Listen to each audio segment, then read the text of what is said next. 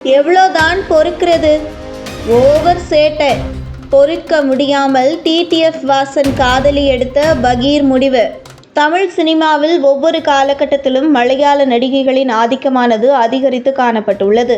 இவற்றை ஆதிக்கம் என்று கூறுவதை விட தமிழ் இளைஞர்கள் கேரள நடிகைகள் பக்கம் திரும்புவதும் அவர்களை தங்களது ஃபேவரைட் ஹீரோயினாக பார்த்து வருவதும் வழக்கமாக நடந்து வருவதுதான். அந்த வகையில் அசின், நயன்தாரா, நஸ்ரியா மற்றும் இன்னும் பல நடிகைகள் உள்ளனர். இவர்களது வரிசையில் தற்போது பலரின் ஒரு ஃபேவரைட் ஹீரோயினாக மாறி வருபவர் ஷாலின் ஜோயா. இவர் கேரள மாநிலம் திரிசூரை சேர்ந்தவர். இவரின் தந்தை ஒரு தொழிலதிபர், மேலும் தாயார் ஒரு நடன ஆசிரியர். சிறு வயதிலிருந்தே தனது நடிப்பு பயணத்தை தொடங்கிய ஜோயா மலையாளத்தில் பிரபல டிவி தொலைக்காட்சியில் ஆங்கராக பணியாற்றினார். அதன் மூலம் கிடைத்த வரவேற்பை அடுத்து தொடர்ச்சியாக பல படங்களில் நடித்தார்.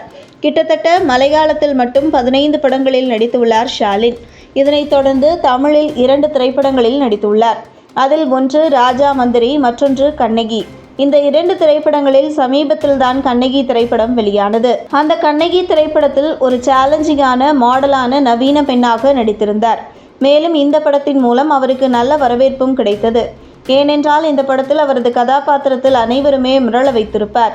இதனைத் தொடர்ந்து பிரபல தனியார் தொலைக்காட்சியில் ஒளிபரப்பாகப்படும் குக் வித் கோமாளி நிகழ்ச்சி 5வது சீசனில் கலந்து கொண்டார்.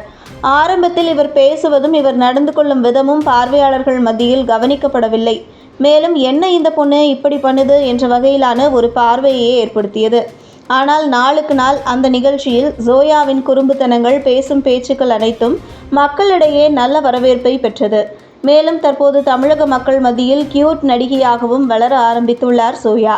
முன்னதாக இந்த நிகழ்ச்சியின் ஆரம்பத்தில் ஜோயாவிற்கு கிடைத்த விமர்சனங்கள் அவரது காதலரான டிடிஎஃப் வாசனை கடுப்படைய செய்ததால் அது குறித்த சர்ச்சைக்குரிய வீடியோவையும் வெளியிட்டிருந்தார். இது சமூக வலைதளத்தில் பல விமர்சனங்களை பெற்றது. ஆனால் தற்போது ஜோயாவிற்கு குக் வித் கோமாளி நிகழ்ச்சியின் மூலம் நல்ல வரவேற்பு கிடைத்து வருகிறது. ஆனால் இவரின் காதலரான டிடிஎஃப் வாசன் சமீபத்தில் திருப்பதி கோவிலுக்கு சென்று சர்ச்சைக்குரிய வகையில் ஒரு காமெடி வீடியோவை எடுத்து ஏழுமலையான் தேவஸ்தானத்தின் கோபத்திற்கு ஆளானார். இதனையடுத்து அவர் மீது நடவடிக்கைகள் எடுக்கப்பட்டதாகவும் செய்திகள் வெளியானது. இந்த நிலையில் அவர் தனது இன்ஸ்டாகிராம் பக்கத்தில் மனக்கோலத்தில் இருப்பது போன்ற ஒரு புகைப்படத்தை வெளியிட்டு அவர் ரசிகர்கள் அனைவருக்கும் பெரும் அதிர்ச்சியை கொடுத்துள்ளார். இந்த புகைப்படம் வெளியான சில மணி நேரங்களிலேயே அதிகமாக பகிரப்பட்டதை அடுத்து தொடர்ச்சியாக டிடிஎஃப் சர்ச்சைகளில் ஈடுபட்டதால் திடீரென்று திருமணத்தை அறிவித்தாரா ஜோயா, அல்லது இவருடைய திருமணம் யாருடன் என்ற ஒரு கேள்வி பரபரக்க ஆரம்பித்தது. ஆனால் அந்த புகைப்படம் ஜோயா தற்போது புதிதாக நடித்து வருகின்ற ஒரு திரைப்படத்தில் எடுக்கப்பட்ட காட்சிதான் என்பது தெரியவந்துள்ளது. இது சமூக வலைதளத்தில் எழுந்த கேள்விகளுக்கு முற்றுப்புள்ளி வைத்தது. இது போன்ற முக்கிய நிகழ்வுகள், அரசியல் தகவல்களை ஆழமாக மாறுபட்ட கோணத்திலும் அறிந்து கொள்ள மறக்காமல் பாரத் மெயில் 24 பக்கத்தை பின்பற்றிக் கொள்ளுங்கள்.